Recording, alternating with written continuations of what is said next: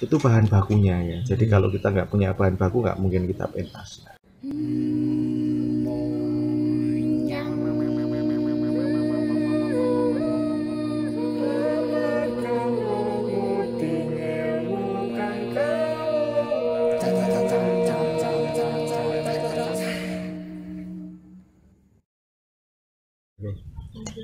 Assalamualaikum warahmatullahi wabarakatuh. Salam Om Swastiastu, Namo Buddhaya, salam kebajikan, salam sejahtera untuk kita semua.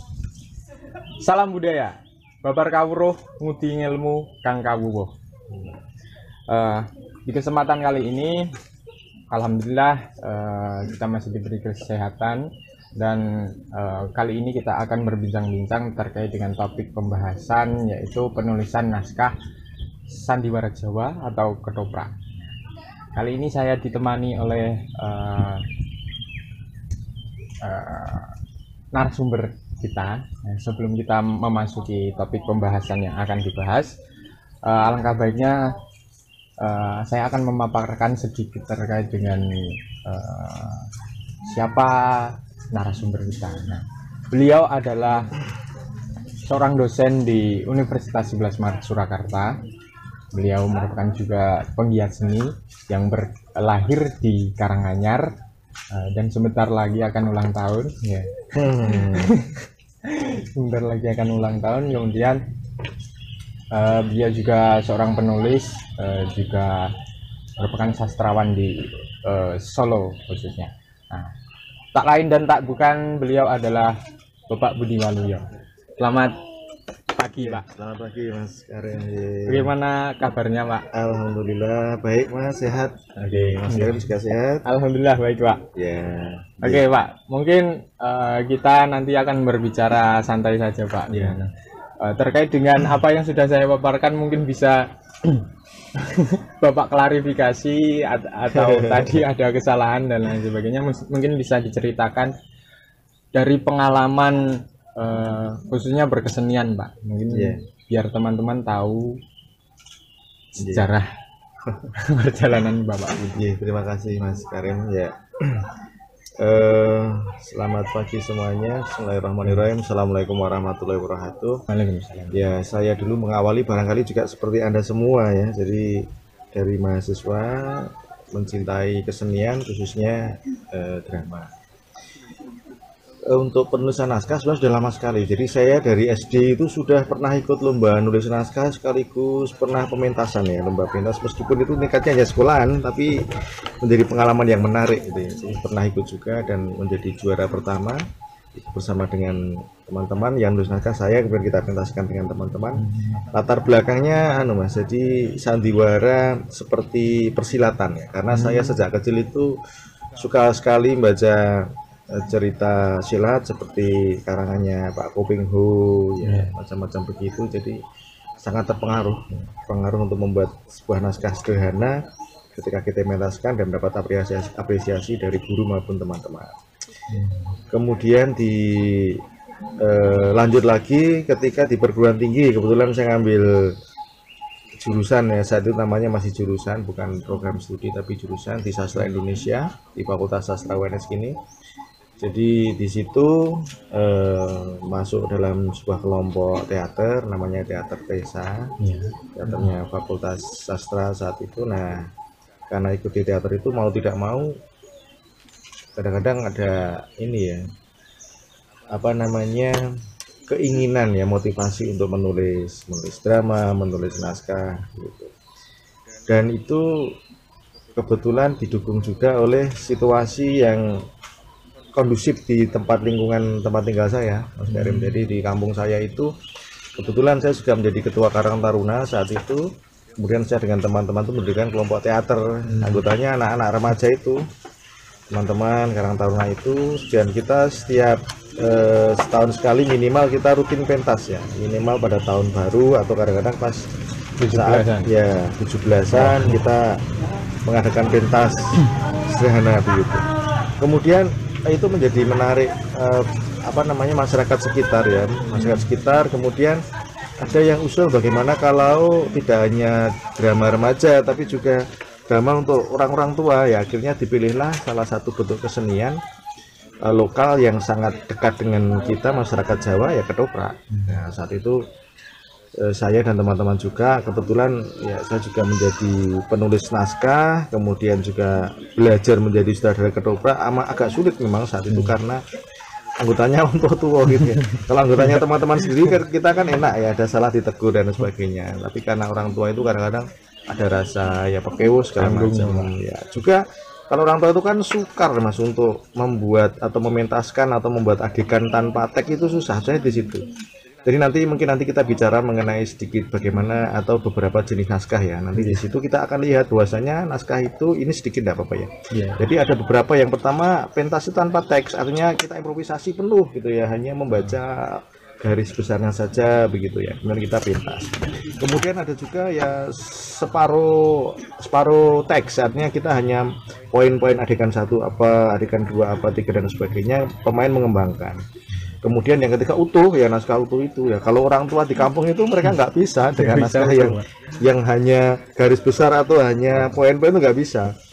Mas iki kudu enek dialognya gitu ya. Sing arep tak omongke opo iki? Adegan siji, prajurit perang karo musuh ning alas misalnya. Itu ketemu ya langsung perang, nggak ada dialognya gitu ya. Jadi mereka kesusahan.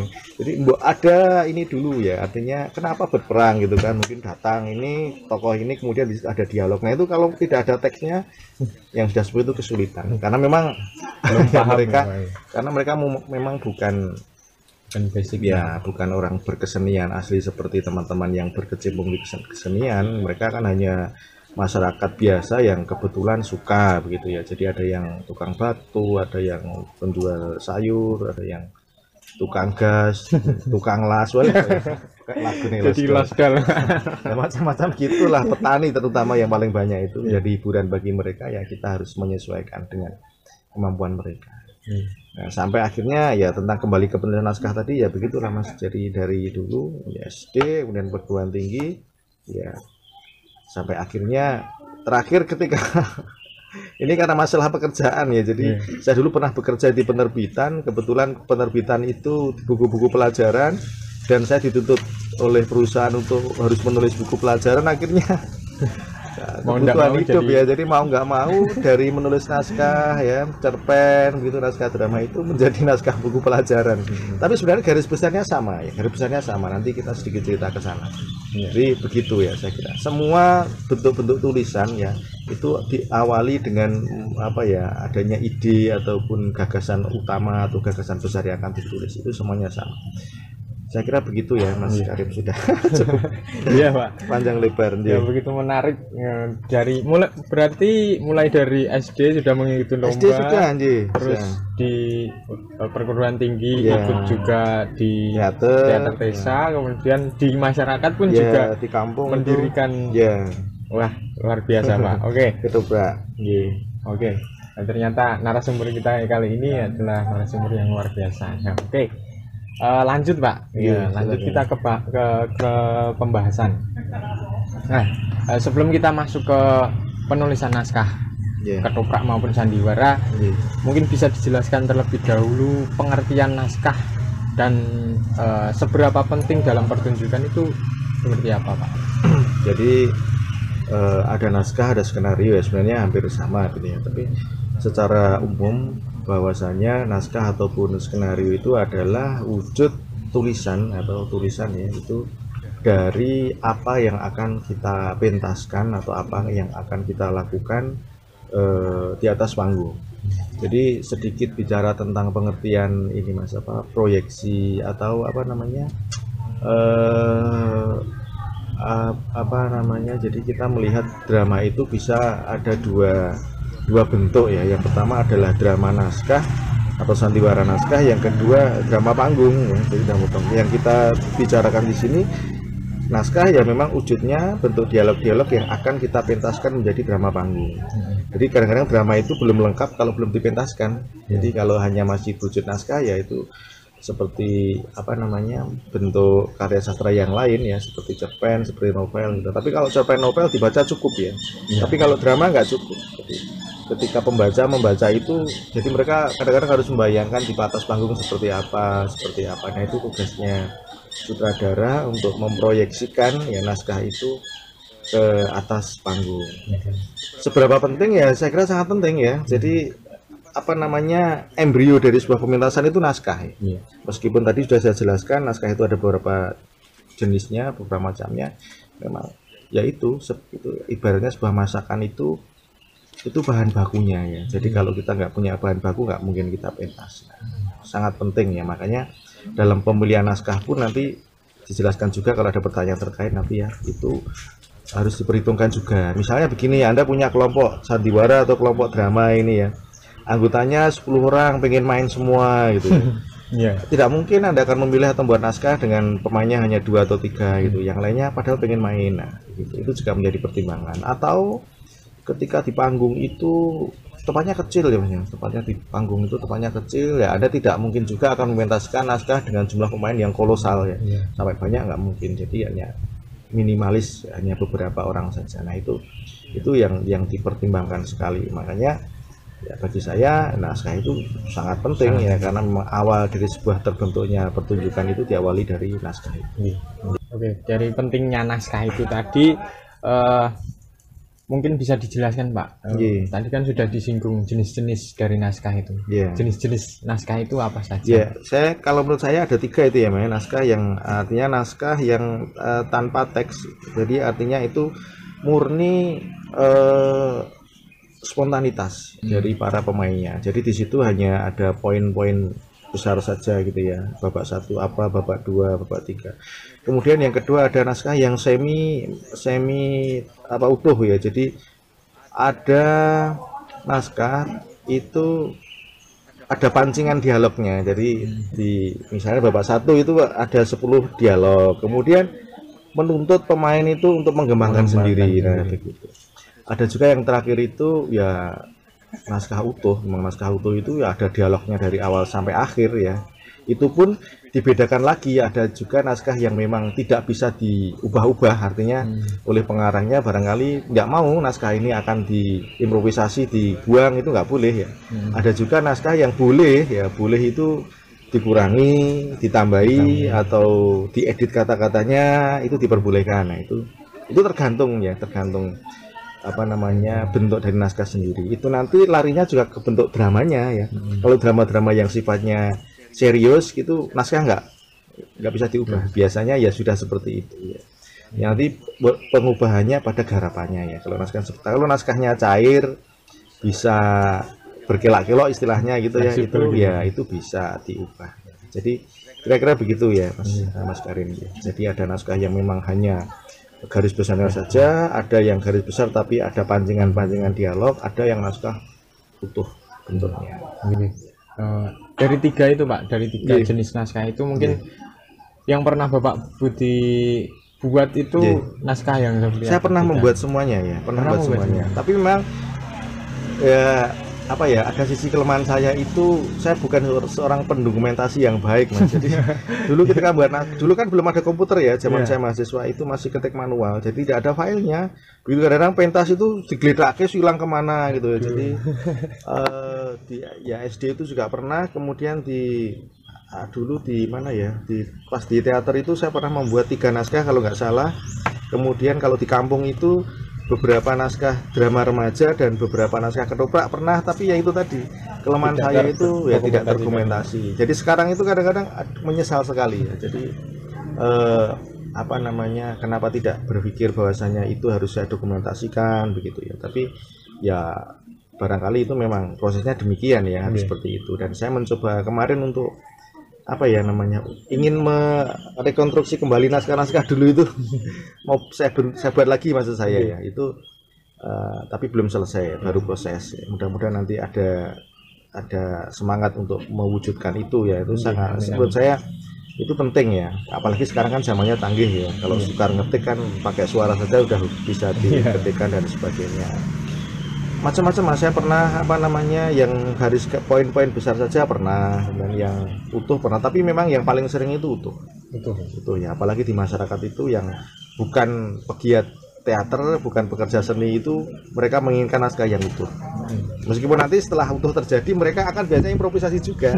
Kadang-kadang mereka akan wah kira apa nak saya ganti, ya silakan monggo, karena naskahnya kan memang bukan naskah yang kaku ya, bukan naskah yang sakit cair. Begitu kira-kira sekarang. Berarti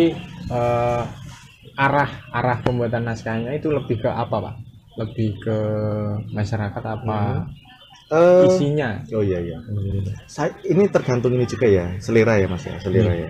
Kan seorang penulis naskah itu mempunyai selera yang berbeda-beda, macam-macam. Dia menyukai karakter naskah yang komedi misalnya, atau dia yang sedih-sedih misalnya, yang tragedis, atau dia percampuran ada sedihnya, ada komedinya, atau untuk tema-tema perjuangan misalnya. Itu tergantung naskah itu dibuat untuk apa.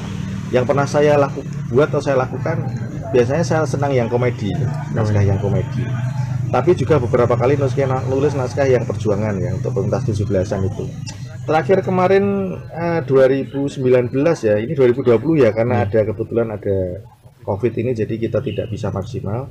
2019 kemarin ya saya nulis naskah juga, tapi kebetulan karena yang pemain itu anak-anak remaja dan mereka bisa improvisasi, saya hanya menulis garis-garis besarnya saja. Itu apa ya, saya mengambil tema tentang ini kok, karena mereka remaja, sesuaikan dengan tema remajanya begitu ya. Jadi kisah kasih dua anak yang tidak diperbolehkan oleh orang tuanya gitu ya, kemudian orang tuanya menjodohkan tapi si anak menolak, ya akhirnya happy ending gitu lah. Pokoknya macam-macam gitu, karena anak-anak kan temanya ya seperti itu, yang senang-senang kan seperti itu. Tapi di sana ada nilai-nilai pendidikan yang kita sampaikan juga, dan ternyata apresiasi dari masyarakat itu sangat menyenangkan ya, sangat bagus ya. Mereka senang ya, anaknya pentas di panggung, gitu, lucu-lucu begitu ya. Baru tahun kemarin 2019 kita pentaskan di 17-an itu. Kebetulan untuk tahun ini ya karena ada COVID ini kita off ya. Latihannya di rumah saya Mas itu, anak-anak itu ya, kebetulan tempat di rumah juga ada tempat yang bisa untuk latihan. Jadi, terakhir kemarin 2019, dan itu tidak saya dokumentasikan lagi ya, hanya tulis tangan gitu ya. Kita diskusi dengan teman adegan satu ini gitu, adik-adik itu, ya Pak catat gitu ya. Adegan dua apa ya? Oh gini aja. Adegan tiga oh gini aja Pak. Ya empat gini, oh jangan gini, ada konflik lagi lah, kesini dulu. Oh, ya Pak, baru kesini ya. Jadi meskipun ide besar dari saya, tapi pengembangan dari pemain itu.